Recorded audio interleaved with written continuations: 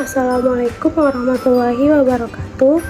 Perkenalkan, kami dari kelompok 12 ingin mempresentasikan terkait sejarah psikologi industri dan organisasi, di mana kami yang beranggotakan saya sendiri, Dova Ramadini, dan teman saya Rizka Daini serta Monica Haryati. Baik, sebelum kita masuki materi sejarahnya, kita harus tahu dulu nih, apa sih definisi dari psikologi industri dan organisasi atau PIO.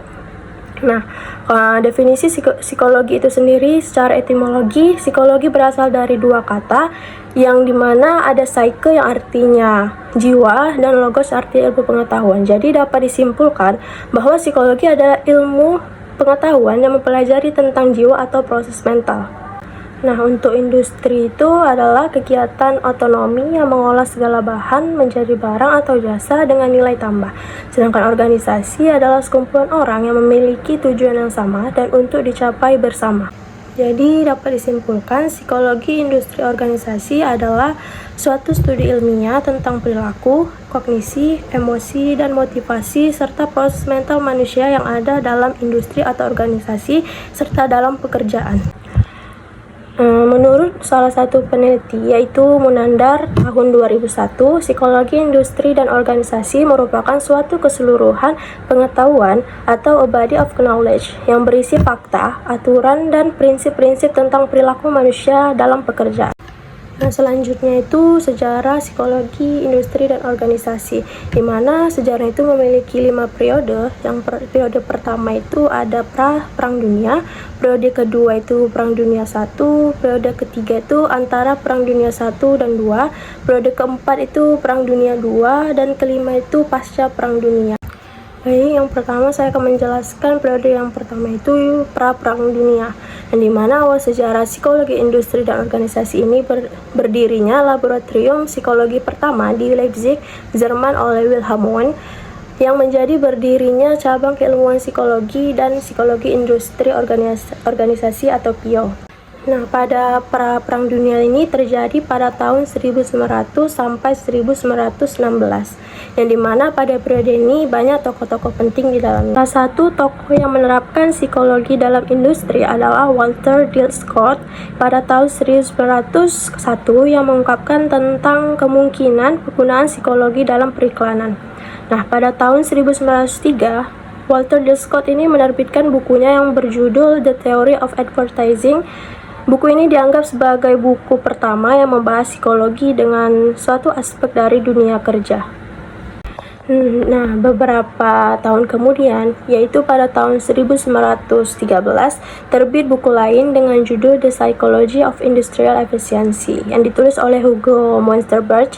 Buku ini membahas psikologi industri secara lebih luas, yang berpendapat cara terbaik untuk meningkatkan efisiensi kerja, produktivitas, dan kepuasan adalah dengan memilih para pekerja untuk posisi-posisi yang sesuai dengan kemampuan emosional dan mental mereka. Dari tokoh Frederick Winslow Taylor dari manajemen ilmiah mengungkapkan pandangannya, yaitu memandang manusia seperti mesin dan menentukan metode yang paling sesuai untuk mengerjakan suatu tugas, diantaranya dengan menciptakan alat mekanik yang sesuai dengan struktur tubuh manusia. Nah, Taylor juga mengemukakan panduan yang masih berpengaruh sampai sekarang. Yang pertama itu pekerjaan harus dianalisis dengan sesama untuk mengenali cara paling optimal untuk melakukan pekerjaan itu. Nah, yang kedua itu pekerja harus direkrut berdasarkan karakteristik yang diasosiasikan dengan keberhasilan melakukan suatu tugas, yang artinya itu pekerja yang direkrut itu harus sesuai dengan apa yang diperlukan oleh perusahaan, agar dia itu dalam mengerjakan tugas itu nggak ada hambatannya gitu. Lalu yang ketiga itu pekerja harus dilatih untuk melakukan sebuah pekerjaannya. Lalu yang keempat, pekerja harus diberi imbalan atas produktivitasnya untuk mendorong tingkat kinerja yang tinggi. Yang maksud itu di mana perusahaan harus memberikan gaji yang sesuai dengan posisinya, agar dia bisa meningkatkan kinerjanya dalam bekerja di perusahaan tersebut. pada Perang Dunia I memberikan pengaruh yang sangat signifikan bagi perkembangan psikologi industri dan organisasi. Psikologi berperan dalam masalah peperangan, membuat tes Army Alpha dan Army Beta untuk para prajurit, plasement, analisa pekerjaan, penilaian kinerja perwira. Pada masa pra-perang dunia, Wilhelm Wundt pertama sekali mendirikan laboratorium psikologi pada tahun 1879 dan Walter D.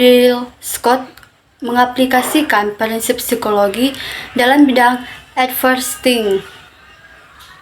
Elton Mayo mengatakan bahwa melakukan eksperimen Hawthorne dapat menunjukkan pentingnya memahami bagaimana perasaan, pikiran, dan perilaku anggota kelompok kerja dan manajer dalam mempengaruhi kinerja. Pada masa antara Perang Dunia I dan II, Walter Bingham berpendapat bahwa dalam bisnis, tes bakat dapat digunakan untuk meningkatkan efisiensi kerja, dapat juga membantu guru dan konselor dalam mengarahkan siswanya.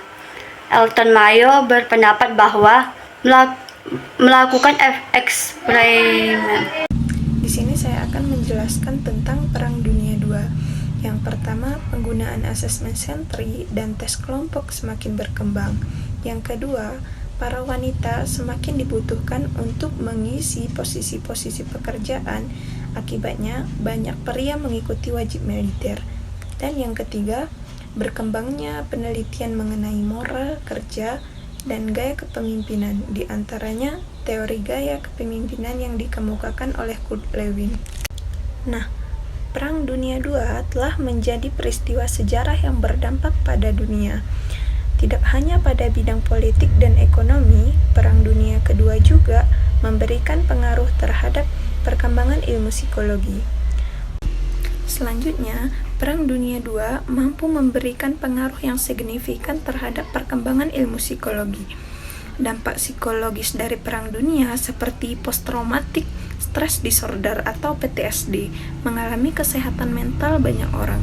Selain itu, kebutuhan akan tes psikologi dan seleksi pekerjaan semakin meningkat, dan peran wanita dalam masyarakat juga berubah selama Perang Dunia. Selanjutnya saya akan menjelaskan tentang pasca Perang Dunia. Di pasca Perang Dunia ini, yang pertama terjadi ledakan ekonomi yang mendorong masyarakat untuk memenuhi pendidikan tinggi di Amerika. Dan yang kedua itu ada perguruan tinggi semakin banyak menawarkan program psikologi industri dan organisasi dan berbagai spesialisnya. Dan yang ketiga itu ada di tahun 1950 hingga 1960 menjadi masa perkembangan psikologi, industri, dan organisasi terutama dalam lingkup motivasi kerja.